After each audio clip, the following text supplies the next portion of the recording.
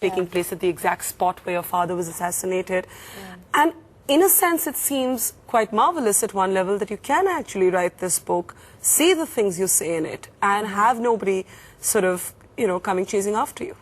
Well, I mean, I think it's a lot harder to disappear someone like me because people might notice that I've gone missing. It doesn't mean that that freedom is afforded to many other critics of the state.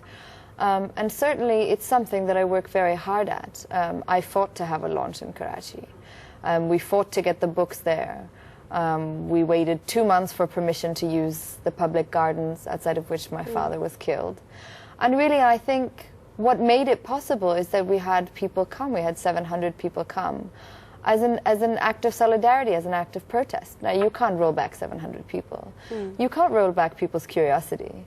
But certainly, there was danger and there was a lot of security issues.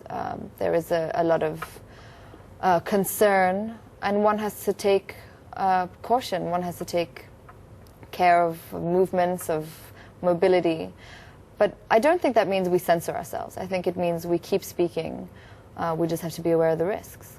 You write in the book, and you've written about this earlier, about how once every decade, some member of your family is buried and not for natural reasons. Somebody gets killed. What does that do to somebody like yourself? Does it alter your sense of life and death, especially when you write a book as controversial as this?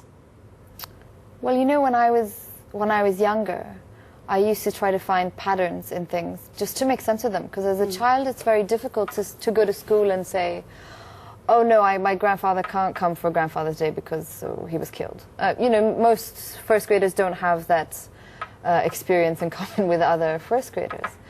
But most people's grandfathers are not Zulfikar Bhutto either. Well, that's true, but also I grew up in exile. I didn't grow up in a place where people necessarily knew my family or knew who I was. And, my uncle Shahnawaz was killed when I was 3.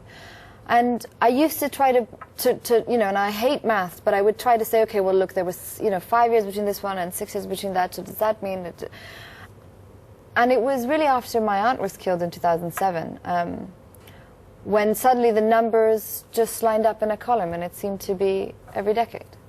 And there I was all my life trying to figure out if you get 10 years reprieve or if you get 6 years, or if there is a pattern to the madness. And it's every decade, really. It feels like you've seen it before, and you have. It's an incredible sense of deja vu.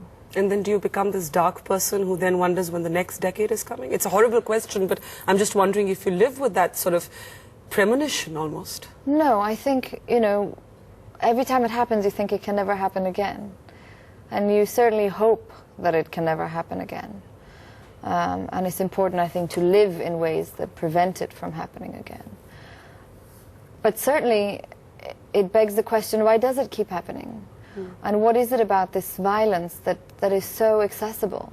What is it about this violence that seems to be employed, enthusiastically and easily?